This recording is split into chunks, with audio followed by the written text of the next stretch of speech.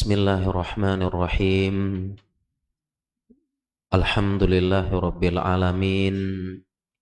Wassalatu wassalamu ala asyrafil anbiya'i wal mursalin Muhammadin wa ala alihi wa sahbihi ajma'in, amma ba'd. Para jamaah salat maghrib dan salat isya yang semoga dirahmati dan disayangi oleh Allah Subhanahu wa taala. Assalamualaikum warahmatullahi wabarakatuh. Alhamdulillah, segala puja dan puji kepada Allah. Salawat dan salam kepada suri teladan kita Nabi Muhammad sallallahu alaihi wasallam. Alhamdulillah, di malam yang penuh berkah, di masjid yang penuh berkah ini, Masya Allah, ada program yang luar biasa ya. Jadi mengundang teman-teman dari ojol, kemudian mendapatkan hadiah ya. Hadiah minyak goreng. Ini minyak goreng sangat berguna ya untuk dapur ya kan, supaya dapur ngebul gitu. Masya Allah ya. Dan program-program, dan ini juga mengingatkan saya bahwasanya kita perlu mengembalikan kembali fungsi masjid. Di zaman Nabi Shallallahu Alaihi Wasallam, masjid adalah pusat kegiatan kaum muslimin. Di masjid tempat para sahabat rapat, membicarakan ya. Di masjid bahkan tempat latihan perang-perangan, ada hadisnya. Di sebelah masjid tempat menampung beberapa sahabat ahlu suffah namanya, sahabat yang tidak punya rumah, tidak punya tempat tinggal, ditampungnya di sebelah masjid. Ahlu suffah namanya. Tapi tetap masjid itu menampung. Bahkan ketika ada tawanan, Nabi mengikatnya di halaman masjid. Insya Allah. Ini mengingatkan kita supaya mengembalikan fungsi masjid bukan hanya sekedar sholat, ngaji, pulang. Insya Allah ya. Tapi masjid adalah pusat kegiatan kaum muslimin. Termasuk kegiatan bagi sembako. Kita juga pernah melakukan bakti sosial, pemeriksaan kesehatan gratis. Di mana? Masjid. Kita berapa kali? Kita kembalikan fungsi masjid sebagai pusat kegiatan kaum muslimin. Semua dimulai dari masjid. Ya. Di zaman Nabi sampai Islam luas. Ya, menaklukkan kota-kota besar, futuhat. Semua sumbernya dari masjid. Masya Allah. Mudah-mudahan masjid kita, Masjid Darussalam ini menjadi pusat kegiatan kaum muslimin, banyak manfaatnya bagi kaum muslimin ya. Memang seperti itu ya. Ya, jadi orang pun hatinya terikat dengan masjid. Rajulun qalbuhu mu'allaqatun bil masjid, kan gitu. Seseorang yang hatinya terpaut dengan masjid, seperti itu ya. Jadi bahkan nanti mudah-mudahan bisa berbeda dengan akhir zaman. Saya punya tulisan, ada hadis di akhir zaman nanti masjid hanya tempat persinggahan. Ada hadisnya. Masjid hanya jadi tempat persinggahan. Dan sekarang mohon maaf sudah mulai ke masjid cuma, mohon maaf ya, numpang buang air saja ke masjid. Numpang tidur-tiduran. Ya, jadi tempat numpang saja. Masih mending kan datang sholat, kemudian ke belakang. Datang sholat tahiyatul masjid, istirahat di masjid boleh. Tapi ini cuma numpang tidur, numpang ke belakang saja. Insya Allah ya. Baik, para jamaah sekalian, tema kita pada malam hari ini mencegah kelainan seksual pada anak dan solusinya. Ya. Ini Masya Allah ya, saya punya tulisan tentang hal ini, ya, tentang penyimpangan seksual atau LGBT. Ada buku sakunya, dibagiin gratis. Dan Alhamdulillah kita kirim ke pondok-pondok bukunya. Dan kembali ya, namanya buku gratis selalu habis. Jemaah. Ya, ada buku mencegah LGBT di pondok pesantren, di masyarakat dan pondok pesantren. Dan memang pembahasan panjang ya. Saya tuh pengen di awal ini saya pengen cerita dulu ya, membuka wawasan. Kalau di buku itu dalil-dalil saya keluarkan ya, perkataan ulama, dalil-dalil, kemudian apa dan sebagainya. Tapi kita ingin buka wawasan dulu para jemaah terkait dengan penyimpangan seksual ya menjadi LGBT gitu ya. Insya Allah udah paham ya, lesbian, gay, biseksual, transgender, atau sekarang lagi marak namanya boti ya. Ya, boti, tulang lunak gitu ya, melambai. Nah. Ya, para jamaah sekalian, kasus seperti ini tidak dipungkiri meningkat. Penyimpangan seksual pada anak dan remaja, terutama di zaman sosial media ini. Terlebih lagi LGBT di luar sana, di Eropa, di Amerika, dilegalkan. Undang-undang pernikahan sejenis dilegalkan. Mereka dilindungi secara undang-undang. Gerakannya, propagandanya sah, boleh. Dan mereka pun berusaha melebarkan sayap termasuk ke Indonesia. Jadi di sini juga sudah ada agenda propaganda supaya mereka makin banyak, dananya ada, propagandanya ada. Kalau di luar negeri sudah, mereka sudah dilindungi undang-undang, bahkan kan mereka masuk lewat Piala Dunia, masuk lewat event-event besar. Ya, mereka harus pakai ban kapten pelangi gitu kan, dan sebagainya. Itu udah seperti itu. Di Indonesia juga begitu. Ditambah lagi dengan zaman sosial media, jemaah. Zaman sosmed internet. Ya, kita harus semakin hati-hati dan semakin memudahkan mereka untuk menyebarkan pemikiran dan menularkan kelainannya. Karena penyimpangan seksual ini menular. Menular. Dan ada cara penularannya. Ya. Dan mengenai LGBT, gay dan homo, saya sudah menulis tulisan ini sekitar belasan tahun yang lalu. Tadi sebelum kajian saya lihatkan panitia, ini tulisan saya di website saya. 2013. Ya, 13 tahun yang lalu saya lihatkan nih tulisan saya nih tentang homo, LGBT. Udah lama. Dan di situ pun saya membuka konsultasi. Dulu zamannya blog ya, zaman tulisan. Sekarang mah YouTube ya. Konten kreator mah. Dulu masih blog tulisan. Saya buka konsultasi.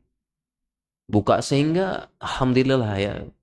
Jadi langsung tahu bagaimana orang bisa kena curhatnya, bagaimana bisa tertular, bagaimana yang dia dulunya straight, lurus, tiba-tiba jadi menyimpang. Kena semua kalangan, semua. Yang curhat ada TNI, Polri, pejabat, aktivis dakwah, dai, yang curhat.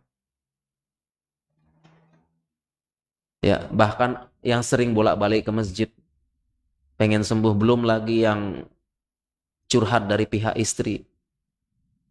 Ada juga yang curhat, ya, istri juga ada curhat, baru 3 bulan menikah masih perawan, tidak disentuh sama sekali, ya, dan yang lain-lain masih banyak. Ada juga udah 5 tahun menikah curhat, 7 tahun menikah, cuma berhubungan 2 kali seumur hidup, tapi jadi punya anak, dan yang lain-lain, masya Allah. Jadi udah lama ya, banyak ya, di blog saya banyak konsultasi curhat dan yang lain-lain. Makanya kita buka ya, buka wawasan dulu nih, ya. Terlebih di zaman sekarang, dulu kan belum ya, 2013 belum terlalu dulu. Waktu masih ini, sekarang tambah lagi. Di zaman sosial media internet. Mereka punya propaganda bagaimana cara menularkan dan supaya orang-orang diterima gitu. Dengan zaman sosial media makin mudah. Kenapa? Di zaman dulu kalau ada orang ingin menampilkan pemikirannya harus muncul seperti ini. Dia harus berdiri di podium ngomong. Kalau ingin menularkan pemikiran dan penyimpangannya. Pada zaman dulu ya, harus berdiri orangnya mana dulu. Ngomong di podium, begini, begini, begini. Ya, LGBT itu sesuai HAM. Masing-masing punya hak masing-masing.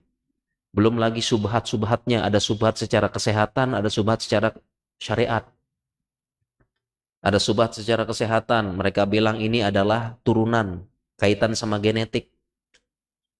Kami ini tidak ingin lahir gay, tapi memang genetiknya begitu, gimana lagi, gitu ya.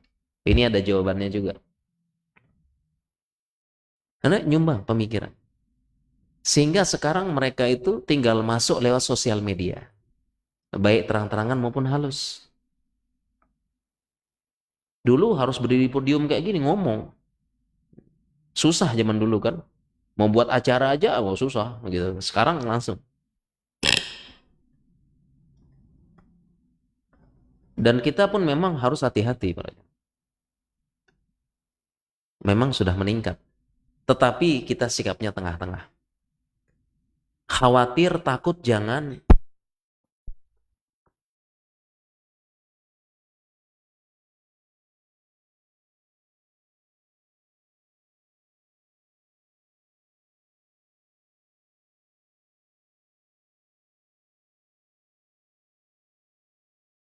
Inbox gitulah istilahnya ya. Ada seorang ibu ya, ini curhat langsung ke saya. Seorang ibu curhat langsung lewat ya, lewat sosial media berarti kan. Dia bilang, "Ustadz, saya punya anak laki-laki." Kalau tidak salah dia bilang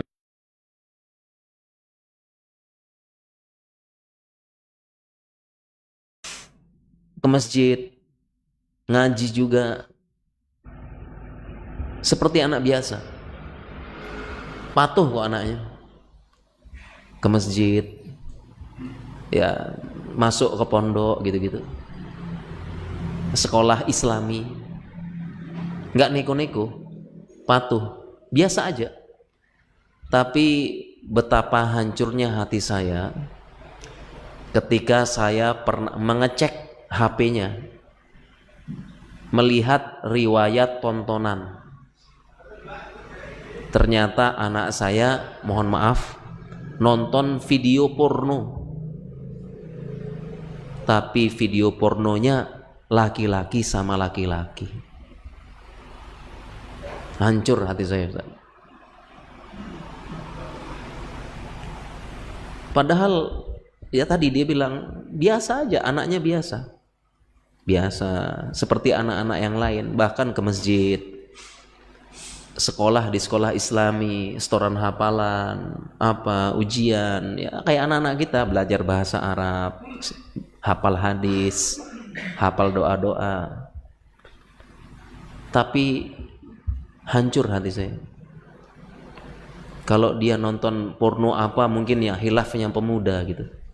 Tapi pornonya yang itu katanya. Hancur. Nah, ini memang bukan untuk nakut-nakuti jemaah ya. Kita juga tapi waspada. Dan yang seperti ini nggak sedikit. Bukan nggak sedikit ya, maksudnya ada beberapa yang curhat. Seperti itu juga. Ini insya Allah kalau bahasa apa ya? Kalau bahasa hadisnya itu sanadnya mutasil. Orangnya ngomong langsung. Kalau bahasa sekarang info A1 gitu ya. Jadi yang ngomong berapa? Berapa seperti ini? Ya. Kemudian juga ini masih buka wawasan jemaah. Ini terkait dengan profesi saya. Ya, ini saya spesialis namanya patologi klinik. Spesialis saya. Ya.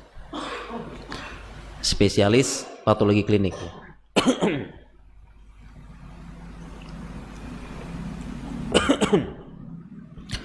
Nah, sampai jam 1, jam 2 malam. Nah, salah satu tugas kita adalah membantu mendiagnosis HIV. Apa jemaah? HIV, ya. AIDS. HIV ini virusnya. AIDS ini nama penyakitnya. Itu tugas untuk mendeteksi, mendiagnosis itu di lab kita. Dan untuk mendiagnosis HIV atau AIDS 3 tahap pemeriksaan. 3 tahap jemaah. Kenapa? Supaya hati-hati sekali. 3 tahap. Supaya hati-hati. Karena ini diagnosis yang gak main-main.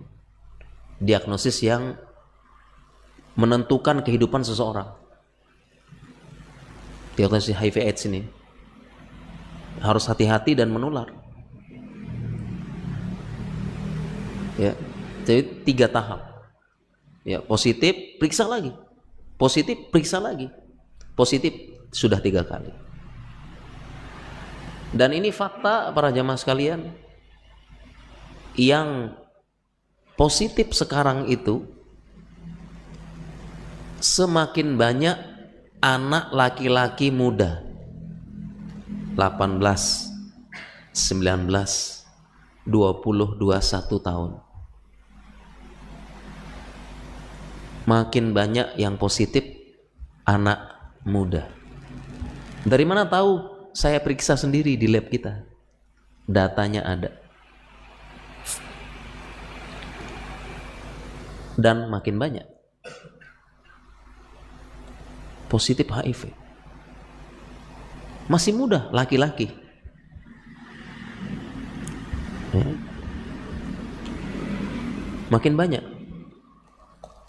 Para jemaah kalau sudah kena HIV, ya Allah, imunnya menurun. Dan meninggalnya dalam tanda kutip pasti kurang nyaman atau bahasa kasarnya tersiksa. Karena imunnya menurun pelan-pelan, akhirnya mudah terkena berbagai macam penyakit. Kena diare, kena infeksi virus, kena apa, kena ini. Jadi ibaratnya itu, mohon maaf ya, matinya pelan-pelan dan makin parah. Makanya pasiennya tuh pasti kurus, kering, habis apa semua. Meninggalnya seperti itu. Kena infeksi jamur otak, jamur apa yang semuanya sakit-sakit semua itu. Karena imun turun pelan-pelan. Kurus karena diare parah. Makan dikit diare. Imun habis. Salah makan dikit diare lagi, habis, kurus kering. Kena infeksi di mana-mana, jamur di otak di mana sakit, merana. Pelan-pelan. Nah, kalau kita kan edukasi kita mudah-mudahan jadi penghapus dosa. Itu hiburan bagi mereka yang sudah bertobat. Nggak ada yang meninggalnya ini. Dan itu semua kalau sudah begitu, yang merawat adalah teman-teman nakes kesehatan. Yang rawat, yang apa, yang ini, teman-temannya nggak ada. Ya, teman-temannya ya yang sesama ya sudah. Ya, seperti itu. Ya, makanya diagnosisnya ini 3 tahap, nggak main-main. Yang lain-lain kadang-kadang satu, kadang-kadang. Ya, periksa demam berdarah, NS1 positif, udahlah positif nih kayaknya, demam berdarah. Ini 3 tahap. Ya, supaya benar-benar yakin dia ini HIV. Dan ini anak-anak muda masih positif. Ya Allah, ini masa depannya gimana ini? 5 tahun ke depan, 10 tahun ke depan ya sudah. Produktivitas menurun. Ya. Produktivitas menurun, gimana memberikan sumbangsih pada agama dan negara, menurun. Sakit-sakitan apa, dan jadi beban keluarga, mohon maaf. Kan gitu. Sakit diantar, diapain ke rumah sakit, kontrol. Sedangkan dia nggak produktif, masih muda. Ya. Ini anak makin banyak para jamaah, masya Allah. Di lab kita ada data-datanya. Hanya saja ini rahasia, nggak boleh. Kalau keluar nanti labnya dituntut. Makanya kita orang lab, ya, yang positif HIV tahu gitu. Pejabat, tokoh publik, orang-orang tertentu, kita tahu, oh HIV. Tapi kita nggak boleh bocor. Ya, makanya kadang-kadang orang lab itu heboh. Wah, ini orang terkenal positif HIV, oh, tapi nggak gitu. Orang lab begitu. Oh itu, dia periksa, iya periksa, positif ternyata iya. Tokoh publik atau apa, orang lab tahu. Ya.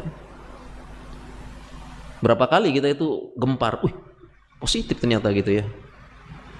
Padahal dia kan begini, sering muncul di publik, begini lah gitu ya, insyaallah. Jadi mudah meningkat artinya, mudah ini. Kasus meningkat, kita waspada. Ya. Khawatir berlebihan, jangan waspada. Bukan nakut-nakutin jemaah. Kemudian kenapa kok bisa lebih mudah menular? Ya, karena berhubungan lewat belakang. Amalannya kaum Nabi Lut, ya, itu pasti terjadi yang namanya luka minor. Jadi berhubungan lewat belakang itu terjadi luka di duburnya, namanya luka minor. Luka minor ini tidak kelihatan lukanya, nggak berdarah. Kenapa terjadi luka minor? Karena bagian belakang tidak dirancang untuk itu. Walaupun mereka punya propaganda juga, kaum mereka punya propaganda. Mereka bilang istilahnya kita tetap safe kok. Kita safe seksual kita. Kita semua edukasi, pakai pelumas, pakai apa, pakai pelindung, pakai apa. Tapi itu semua tidak sesuai dengan ilmu kesehatan. Mau pakai pelumas, pakai vibrator dilebarin dulu dan sebagainya. Mau pakai pelindung, tetap yang namanya tetap terjadi luka minor, karena tidak dirancang itu. Kalau kita lebih dalam lagi dalam ilmu histologi, bagian itu dia sel gepeng selapis. Sedangkan kalau lewat depan, kalau normal itu sel epitel tuh sel apa, bagian paling luar ya, dia epitel berlapis. Nah sehingga kalau di dubur dirancang sama Allah cuma one way saja, paham jemaah? Kalau bagian belakang dirancang cuma untuk one way, satu arah saja gitu, untuk keluar doang, karena sel epitelnya selapis. Tapi kalau perempuan dia berlapis, dirancang untuk bolak-balik. Ini keajaiban penciptaan. Jadi pasti luka. Kalau sudah luka, disitulah tempat virus, bakteri gampang masuk. Makanya HIV sangat mudah menular. Kalau HIV dan penyakit seksual yang serem-serem itu sangat mudah menular kalau lewat belakang. Mudah menular. Bahkan para jamaah, ya ini fakta. Bisa di-searching, bisa ditanya AI, ChatGPT. Jadi AIDS, ya AIDS itu kan acute immune deficiency syndrome. Intinya imunnya nurun pelan-pelan, gampang sakit. Di tahun 1980 namanya bukan AIDS. Tahun 1000, jadi gejala-gejala ini tuh terdeteksi tahun 1980. Di tahun itu namanya bukan AIDS ya, namanya adalah GRID, GRID. Namanya di awal-awal. Tahu singkatannya GRID jemaah? Singkatannya Gay Related Immune Deficiency. Jadi AIDS itu nama awalnya gay. Penyakit sindrom kelainan imun yang related berhubungan dengan gay. Kenapa di awal-awal itu yang di awal-awal itu semuanya gay yang kena.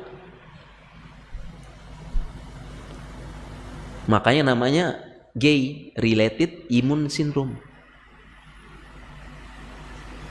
Ini bisa di searching jamaah. Kalau mau bukti searching coba.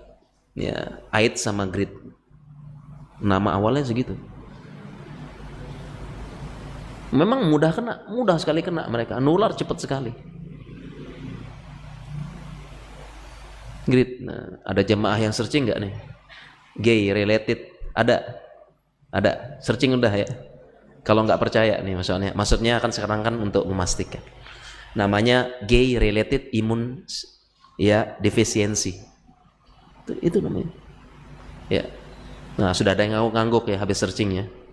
Jadi dulu tuh memang ditemukan kepada sebanyak gay. Kok ini sindrom ini nih semuanya gay semua gitu. Nah, barulah di zaman modern ini katanya sih ya supaya ya ada HAM, ada apa gitu, akhirnya ya ditemukan juga akhirnya dibuat general jadi AIDS. Ya, mereka sih alasannya ya karena dijumpai pada pengguna narkoba, suntik, transfusi dan sebagainya kayak gitu. Karena bukan hanya gay saja ya. Ya karena sudah nular luas sekarang. Awal-awalnya ya berputar mereka gitu. Sekarang sudah meluas. Menular cepat ya. Ya. Menular cepat ya, Masya Allah. Bahkan makanya para jamaah Masya Allah ya, ini terus ada lagi ya, ini masih buka wawasan ini. Jadi dan kenapa Allah melarang? Jadi kalau Allah larang itu bahaya pasti kan, melarang mendatangi istri di belakang. Kenapa Allah larang? Karena bahaya. Bahkan para jamaah sekalian, ini ada fakta yang mungkin kita sebagian belum tahu ya. Ini bahwasanya dulu kaum Nabi Lut dulu itu normal dulu. Ya, mereka dulu normal. Kenapa bisa kaum Nabi Lut menjadi suka sama laki-laki? Ya, ternyata sebabnya jemaah. Ya, mereka mendatangi istri dari duburnya. Ini sejarah.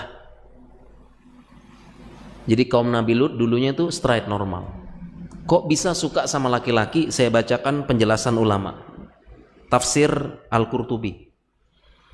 Ya.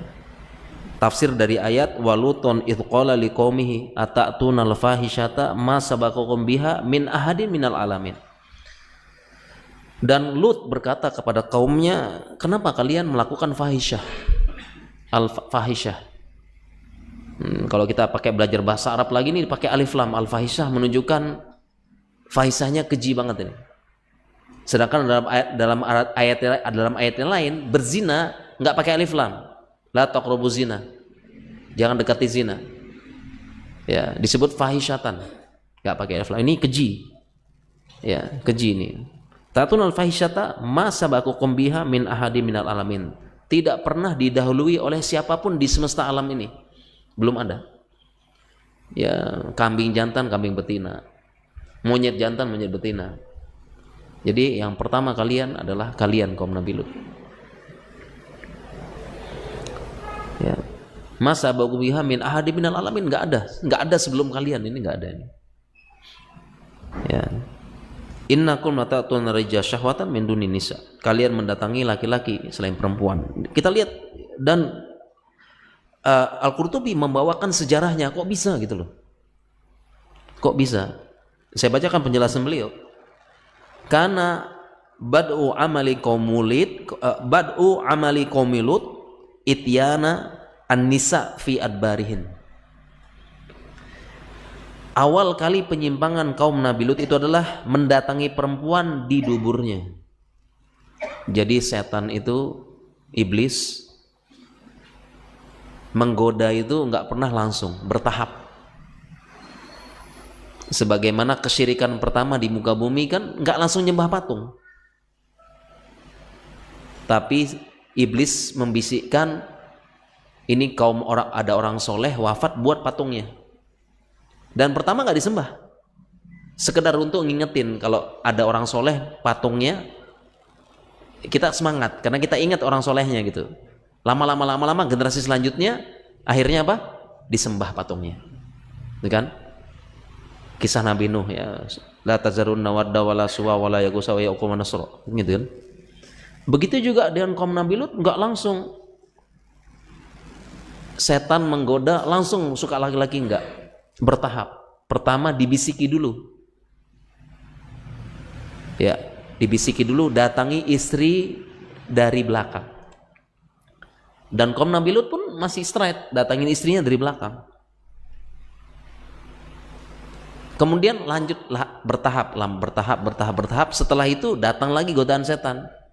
Mohon maaf ya, kalau belakangnya istri enak, mungkin belakangnya laki-laki enak juga gitu. Nah, bertahap. Akhirnya mulailah mereka saling coba. Akhirnya hampir satu kaum kelainan. Ini sejarah yang dijelaskan oleh beberapa ulama tafsir Al-Qurtubi. Kemudian karena hampir semua laki-lakinya kaum Nabi Lut itu suka sama laki-laki, yang perempuannya tidak punya tempat penyaluran yang cukup. Sedangkan namanya perempuan juga punya hawa nafsu. Sebagaimana hadis Nabi, innaman nisa syaqaiqur rijal. Yang perempuan itu saudari kandungnya laki-laki. Para ulama menjelaskan hadis ini kenapa disebut saudara kandung, secara jibiliyah sama. Suka makan enak, laki-laki suka makan enak, perempuan juga suka makan enak. Laki-laki suka jalan-jalan, perempuan juga suka. Termasuk laki-laki punya nafsu, perempuan juga punya nafsu, jangan salah. Laki-laki nafsu tidak disalurkan bahaya, perempuan juga sama. Akhirnya karena tidak punya tempat penyaluran, mereka pun juga menyalurkan sesama perempuan, jadilah lesbian juga sebagiannya. Ini sejarah disebutkan ulama dalam kitab-kitab tafsirnya. Ya. Makanya itulah kenapa dilarang mendatangi istri dubur. Secara kesehatan bahaya, secara psikologinya juga bahaya. Dan yang namanya penyimpangan seksual jamaah itu menular dan terus bertambah penyimpangannya. Mohon maaf ya, terus pengen nyoba yang baru, terus pengen nyoba sensasi yang baru. Kalau nggak ditahan, berkembang terus. Ya. Makin aneh-aneh, namanya penyimpangan seksual. Sensasi pengen yang aneh-aneh terus, nggak berhenti. Makanya kan sekarang ada namanya bestiality, berhubungan dengan binatang, nambah terus dengan binatang, dengan apa.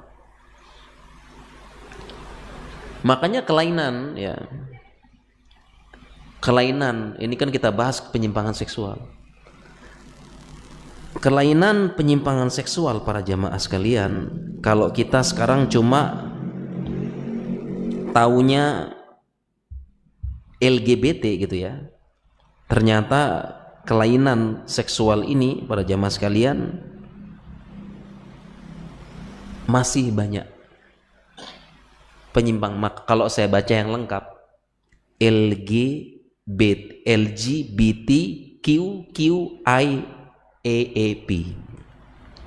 itu berapa tuh? Tuh 2, 3, 4, 5, 9. Ini semua kelainan seksual dan terus berkembang. Jadi sekarang bukan LGBT lagi, makin banyak. Sudah LGBTQIAAP, ini semuanya ada, ini kelainan semua, ini jenis kelainan. Dan propagandanya mereka perlahan-lahan mengenalkan semua itu ke masyarakat supaya diakui. Kalau dulu kita cuma bencong sama apa ya? Cuma bencong sama apa sih nih, kalau laki-laki perempuan itu yang perempuan yang laki-lakian apa namanya? Tomboy. Cuma gitu aja kan ya, bencong tomboy gitu ya. Sekarang itu LGBT.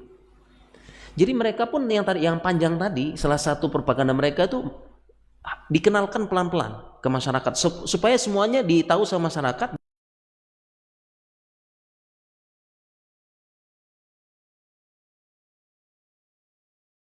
Sudah nambah sekarang LGBTQ. Nah, sekarang kalau mau bukti, coba sekarang searching di Google, yang muncul pasti sudah Q. Coba sekarang. Jadi bukan LGBT lagi, LGBTQ. Q. Udah ada yang searching belum nih? Muncul nggak Q-nya? Muncul? Ya? Muncul Q-nya? Iya, kenapa? Mulai dikenalkan sekarang. Biar orang tahu, oh ternyata ada Q juga gitu. Nanti masyarakat tahu, ya pengen juga diakui gitu. Bahkan sebagian LGBTQ plus. Plusnya itu apa? Yang lain-lain. Coba ada nggak LGBT plusnya itu? Ada ya? Iya. Masyarakat udah mulai dikenalkan. Dulu kita kan bencong sama apa? Tomboy gitu. Sekarang udah LGBT. Tambah Q sekarang. Mereka terus pengen kenalin terus. Ini loh kelainan, ya, supaya diakui. Jadi udah nggak muncul LGBT lagi, Q. Mungkin nanti berapa tahun lagi ditambah lagi tuh LGBT apa gitu. Ya. Tambah lagi. Memang ini propaganda ini. Jadi kalau kita nggak hati-hati ya di Indonesia masuk. Kalau ada yang penasaran Q itu apa? Nah, ini sudah mulai ini lagi. Q itu adalah questioning. Artinya bertanya. Maksudnya seseorang yang masih mengeksplorasi identitas gendernya. Jadi kalau ditanya, kamu laki-laki perempuan? Saya nggak tahu. Saya bukan laki-laki, bukan perempuan. Itu Q itu. Macam-macam aja nih makin nih. Dan semua pengen diakui. Makanya dulu ada viral ya, video mahasiswa di Makassar kan. Wakil rektornya nanya gitu, kamu laki-laki atau perempuan? Saya tidak terdefinisi Pak. Nah itu Q itu jawabnya gitu, kan viral videonya kan, saya tidak terdefinisi Pak gitu. Rektornya, wakil rektornya kan marah gitu kan, kamu laki-laki atau perempuan? Saya tidak terdefinisi Pak. Nah itu yang Q itu gitu. Ini macam insya Allah ya. Ya sudah azan jemaah, masya Allah ya, ini baru mukodimah buka wawasan gitu. Emang kita ya harus hati-hati jemaah ya, setidaknya ya. Baik, kalau gitu mungkin kita break dulu sampai iqomah ya insyaallah. Jadi mudah-mudahan memang banyak yang pengen saya sampaikan tentang ini nih, buka wawasan kita karena demi bangsa dan negara kita juga ya. Ya walaupun materi pokok belum sampai, insyaallah kita lanjutkan jamaah ya. Tapi nggak apa-apa, di kesempatan ini silahkan mau nanya apa silahkan insyaallah ya. Alhamdulillah. Baik, terima kasih Ustaz. Kita masuk sesi kedua, saya tanya jawab. Ini kita akan mungkin membahas apa yang sudah disampaikan. Jadi kalau ada pertanyaan dari jamaah kami persilakan. Monggo bisa angkat tangan.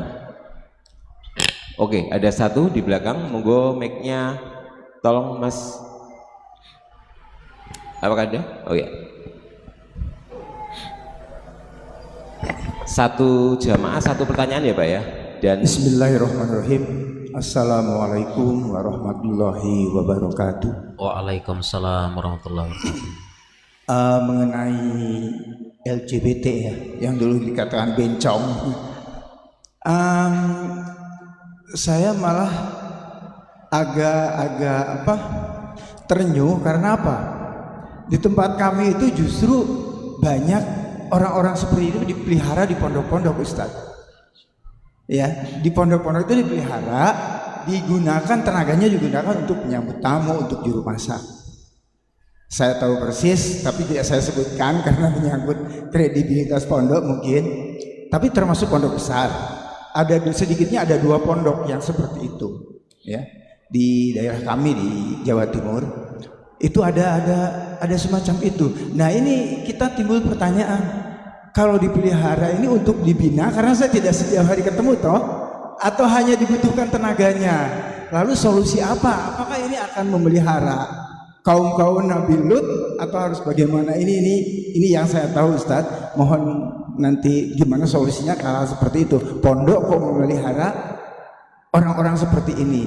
Mestinya kan tidak dipelihara tapi dibina lah. Dan itu memang satu kelompok tidak bercampur dengan yang lain. Dia punya komunitas sendiri di pondok itu, gitu. Sementara itu dulu Ustaz. Terima kasih. Wassalamualaikum warahmatullahi wabarakatuh. Iya, masya Allah ya. Ini juga sama terkait dengan LGBT, penyimpangan seksual di pondok. Itu saya ada buku sakunya ya.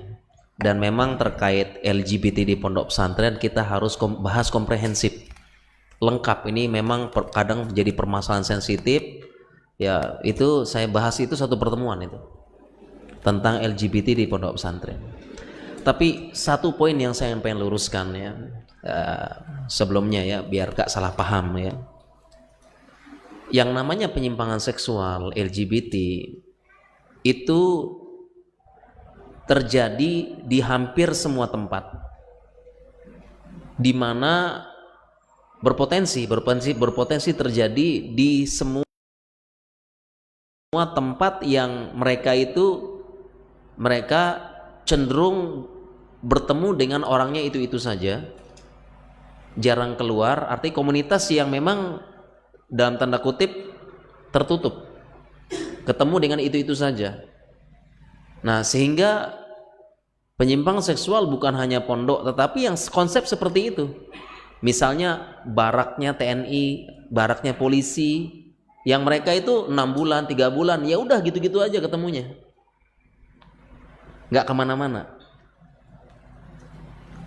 Artinya homogen, laki-laki semuanya gitu ya. Demikian juga di suatu misalnya di kapal, ya udah 6 bulan mereka ketemu gitu-gitu aja. Nah memang berpotensi, jadi bukan hanya pondok pesantren, komunitas yang seperti itu berpotensi muncul penyimpangan seksual ya, dan ada caranya dan sebagainya, ada cara menularnya ya. Jadi ini yang perlu kita luruskan, bukan hanya pondok pesantren ya. Makanya kalau kita lihat, mohon maaf ya, Terjadi juga pelecehan-pelecehan kan, mana di apa ini, mohon maaf ya, di gereja di mana kita baca berita kan sama kan, karena memang mungkin ini bukan apa melecehkan salah satu agama, tapi memang faktanya memang begitu ya. Jadi memang maksudnya pondok pesantren pun tidak terlepas, bisa jadi kena gitu loh ya. Tetapi yang perlu kita luruskan, jangan sampai kita mengeneralisir. Jangan sampai kita mengeneralisir di pondok pesantren banyak LGBT. Nah ini jangan banyak ya. Atau ada kenapa? Karena ini jadi senjata propaganda teman-teman ya, propagandanya LGBT. Makanya kita misalnya ada berita pelecehan, sodomi di pondok pesantren, beritanya mencuat langsung. Namanya media ya, tergantung yang bayar juga kan gitu ya. Nah mereka punya dana di situ, makanya ada berita sodomi apa pondok pesantren, berita mencuat. Sehingga karena masifnya berita, orang ambil kesimpulan di pondok pesantren banyak berarti ini. Nah itu udah kena kita kita sudah kena dengan propagandanya mereka. Jangan sampai kita ikut-ikutan mengatakan di pondok juga banyak LGBT. Kita sudah ikut-ikutan, dan akhirnya sekarang pun ini mulai muncul kekhawatiran kaum muslimin. Kalau sudah begini saya takut mondokkan anak saya, udah kena propaganda nih. Dan tidak sedikit yang ngomong begitu. Sudah kena propaganda. Artinya apa? Ya memang potensinya ada gitu loh. Di semua komunitas yang homogen kayak gitu ada. Sehingga kita tuh tengah-tengah ada, tapi nggak banyak. Jangan sampai nama pondok pesantren rusak, kaum muslimin dijauhkan, orang tua takut. Ini propaganda nih, kena kita berarti ya, menyebarkan berita-berita. Akhirnya orang generalisir semua pondok begitu, padahal enggak ya. Ini yang paling penting yang pengen saya sampaikan kepada kaum muslimin ya. Kita tetap jaga nama. Masih banyak pondok-pondok yang baik, pondok-pondok yang apa dan sebagainya. Jangan sampai anak-anak kaum muslimin dijauhkan dari pondok pesantren. Ya, ini yang pertama ya, tentang ini informasi penting awal. Selalu saya sampaikan kalau bahas tentang pondok pesantren sama LGBT. Nah, terkait dengan yang tadi, nah tentu juga ya tidak dibenarkan juga. Ya, atau bahasa kita sekarang apa? Normalisasi gitu ya. Di pondok pesantren apa dipakai untuk nerima tamu gitu ya, melambai dan sebagainya. Enggak. Jangan sampai orang tuh menganggap itu normal. Anak-anak kecil kita ngelihat normal, kan bahaya tuh. Makanya ya tindakan yang tidak tepat juga kalau dalam tanda kutip tadi pertanyaannya memelihara ya. Mereka harus disembuhkan, dikembalikan fitrahnya. Enggak boleh. Karena penyimpangan seksual dan karakter ini menular. Mungkin kita nggak menular, kita mungkin malah lucu, malah ketawa ya. Kan jadi bahan ketawaan, melucu kan? Lucu, ketawa apa kita gitu kan. Kita mungkin nggak apa-apa, tapi anak-anak kita yang masih kosong otaknya ini kan terekam, normal tuh gitu. Bapak ibu saya ketawain, seneng, terhibur. Normal berarti. Iya kan? Kita sih terhibur, tertawa, nggak apa-apa mereka dimanfaatkan, tertawa kita seneng ya, karena kita, tapi anak-anak kita masih kosong, polos, masuk normal, bapak ibu saya ketawa, orang-orang ketawa, berarti normal kayak gitu. Nah, makanya jangan kacamata orang dewasa, kacamata anak-anak kita ya. Makanya ya itu tindakan yang kurang tepat tadi ya. Memang semua harus disembuhkan, yang melambai tulang lunak ini balikan ke fitrahnya gitu. Jangan malah jadi bahan ketawaan, bahan apa dan sebagainya, jangan. Kita nggak apa-apa, anak-anak kita. Ya, makanya kita jaga negara kita ini ya. Itu jangan sampai seperti itu ya. Mungkin demikian ya Pak, insyaallah kita. Ya. Baik, terima kasih Ustaz untuk jawabannya. Apakah masih ada pertanyaan dari yang lain?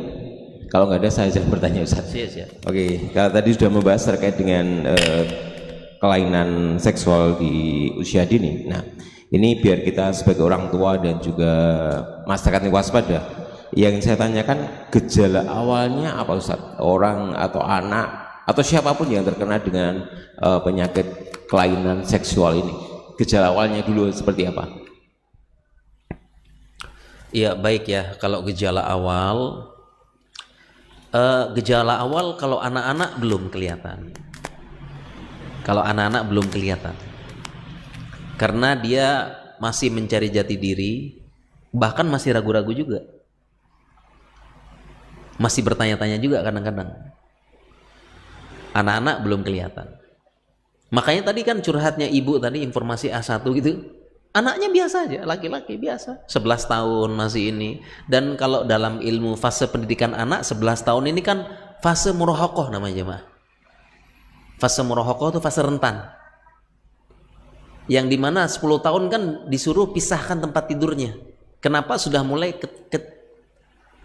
kecenderungan seksualnya mulai kebentuk. Nah, ini fase rentan. Kalau salah-salah malah dia suka sama yang lain. Makanya kan tempat tidur dipisah. Kalau anak laki-laki misalnya satu kamar 2 anak laki-laki, ranjangnya dipisah. Supaya pas tidur nanti nggak raba-raba, pegang-pegang nanti bahaya. 11 tahun memang fase murahokoh namanya ini. Fase paling rentan untuk mereka mulai ketertarikan seksual mulai muncul.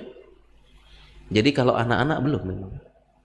Kayak tadi normal kan kaget ibunya. Nontonnya kok itu. Ya anak-anak belum ya. Makanya kita hati-hati itulah ya, takut boleh khawatir berlebihan, takut jangan, tapi waspada. Ya. Jadi anak-anak belum. Makanya tetap kita cek terus perhatian, nontonnya apa, tindak tanduknya, apanya, itu kita cek, jangan cuek-cuek aja. Dan ibu yang bertanya tadi pun dia ngaku sendiri, saya hilaf Ustaz, terlalu sibuk katanya. Lah ya memang begitu. Ya kan, kalau kita kan ya anak-anak kita lihat cek nonton apa aja, buka TikTok berapa jam, kita tegur tuh. Nih kok buka TikToknya 4 jam, ayo. Nah, gitu kan. Nah, gitu. Ini orang tua cuek. Kalau anak-anak gitu ya. Sekarang dewasa. Kalau dewasa sudah mulai terlihat, terutama yang jenisnya bertentangan. Kayak seperti waria, ya. Boti, tomboy, langsung kelihatan kan? Ya, kelihatan langsung. Perempuan kok tomboy, laki-laki kok melambai, tulang lunak gitu kan. Kelihatan. Langsung kelihatan. Yang agak sulit tidak kelihatan adalah yang homo sama lesbi. Yang gay sama lesbi. Jadi yang gay sama lesbi secara kasat mata tidak terlihat. Tidak terlihat secara kasat mata. Tapi bagi orang yang dekat sama dia ketahuan dia itu gay atau lesbi. Orang yang sering bersama dia. Dari mana ketahuannya? Ketahuannya adalah dari keceplosan. Karena ya ini ya, sepandai-pandai tupai melompat, akhirnya jatuh juga. Jadi ada yang bilang dia baru tahu temannya homo setelah keceplosan. Jadi kalau sekilas nggak tahu dia homo. Tapi setelah lama-lama akhirnya keceplosan, tidak tanduknya menunjukkan dia homo. Jadi pernah ya ada teman, dia baru tahu homo kenapa? Setelah dia keceplosan, lihat artis, terus dia, waduh ganteng banget ya, tiba-tiba dia keceplosan. Kok ganteng banget sih dia, kayak ngagumin, ini kok gitu ya, gitu ya. Jadi keceplosan. Jadi ada tindak tanduknya yang keceplosan, nggak bisa dicegah. Itu ketahuan akhirnya homo. Ya, makanya begitu juga dengan pengajar di pondok pesantren, dia itu orang yang deket dia tahu. Ini udah arah ke sana ini. Ya. Sepandai-pandai menyembunyikan, tapi namanya hasrat itu pasti keluar. Entah tiba-tiba dia muji laki-laki kok ganteng gitu ya. Ini kok ngapain puji kayak gitu? Ya, kagum. Ya, kemudian istilahnya dari bukunya, dari catatannya kelihatan. Jadi kalau sekilas enggak, tapi kalau bagi yang menemani lama-lama dan sadar, ketahuan dia itu kelainan kayak gitu. Jadi itu untuk deteksi awal, insyaallah seperti itu ya. Oke, baik Ustaz, terima kasih. Sepertinya ini sudah mau masuk waktu iqomah, tapi sebelum saya sampaikan bagi jamaah untuk bisa lebih update mengikuti Indonesia Bertauhid TV. Ya, mohon maaf ya, ini awalnya masih membuka wawasan kita semua. Insya Allah bagaimana mencegah anak, bagaimana secara syariat mendidik anak-anak, itu masih banyak hadis-hadisnya apanya ya. Bagaimana mendidik anak laki-laki biar jadi laki-laki, diajarin gulat, diajarin apa, perempuan begini, semuanya ada dalam Islam. Insya Allah di lain kesempatan bisa kita bahas ya. Kita berdoa mudah-mudahan Allah menjaga negara kita ya. Mudah-mudahan ya generasi muda kita terjaga, anak-anak kita terjaga. Sekali lagi khawatir, takut, jangan, waspada ya. Kita akhiri, subhanakallahumma bihamdika asyhadu an la ilaha illa anta astaghfiruka wa atubu ilaik. Wassalamualaikum warahmatullahi wabarakatuh.